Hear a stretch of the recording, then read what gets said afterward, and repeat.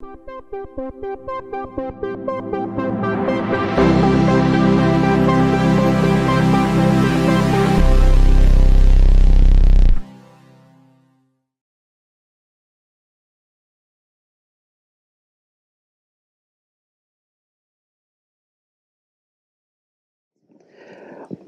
afternoon, everyone. Welcome to the city of Gardner. It's my honor and privilege to join you all here today to celebrate celebrate the investment that this Chapter 90 bill is going to be making in all of our city and towns across the Commonwealth. As someone who served on the Governor's Transportation Funding Task Force last year, seeing the new innovation that this bill brings, as someone who's turning 31 next week, seeing the long-term benefits that this bill is going to have across our Commonwealth.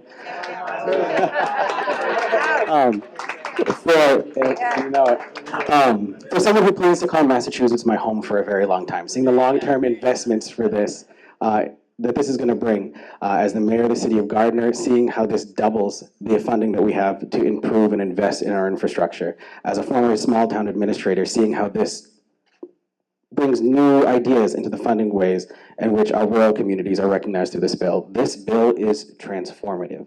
This bill is long-lasting. This bill is something that really takes every aspect of our Commonwealth to heart and brings things to new life. Our transportation and our infrastructure connect people to homes and jobs, medical services, social care, and everything in between.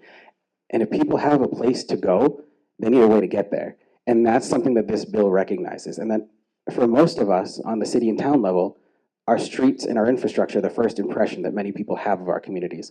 So by investing in this significant way in our communities, this is something that's really going to have a large impact. And so I want to thank Governor Healy, Lieutenant Governor Driscoll, the entire administration, and our state partners for really working to build a stronger Commonwealth, not only a community at a time, but from the street level up to the whole Commonwealth as a whole. So thank you all for being here.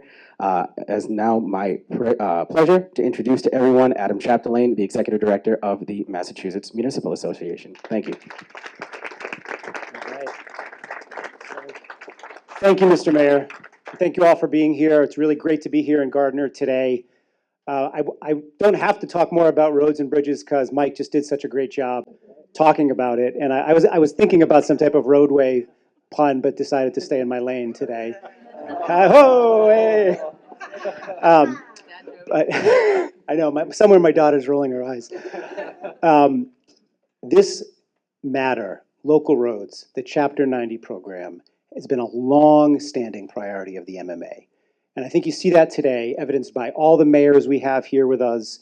We have the president of the MMA, a town administrator in Franklin, Jamie Helen, joining us here today. We have representatives of STAM, the small town administrators, joining us here today, because roads, local roads, are an issue for every one of the 351 cities and towns.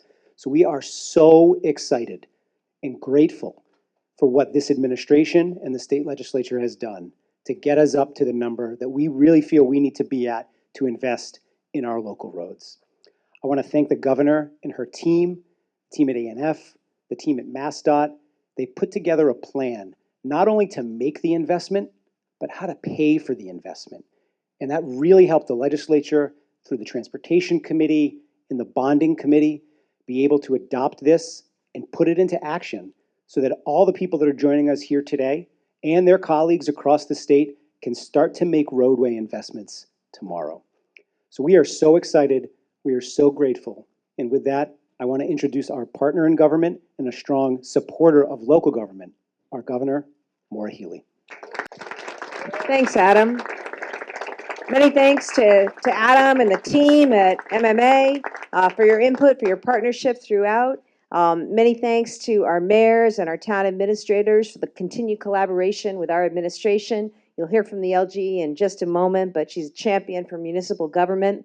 And we're here today in Gardner to celebrate and announce that we have put an unprecedented $1.2 billion investment in roads and in bridges in Massachusetts.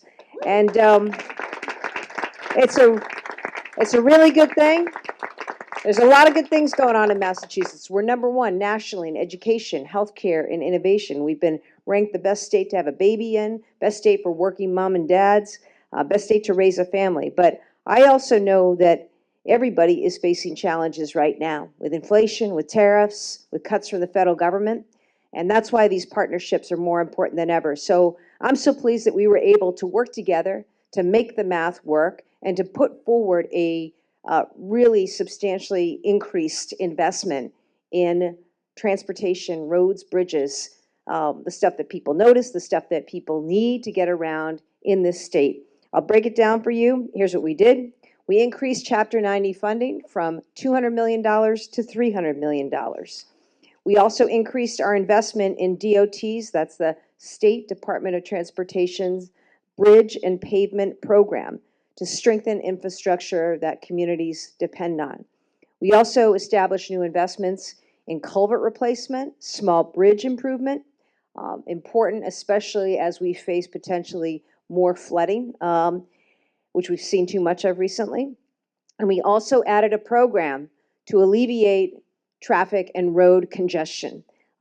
In total, this bill authorizes $1.2 billion for infrastructure that our residents, our economy, our quality of life depend on. It's a big step forward in what is an $8 billion transportation funding plan to make sure that Massachusetts has the best roads and bridges in the state, in the country. We're not there yet. We have work to do. But now we have the resources, we have the plan, and we have the partnership to get this done.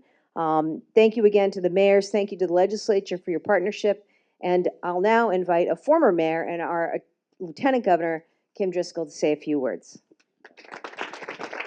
Thank you, Governor. It is so great to be here with so many municipal officials. Thank you, Mayor Nicholson, for hosting us, and Adam and the MMA for being such terrific partners in this work.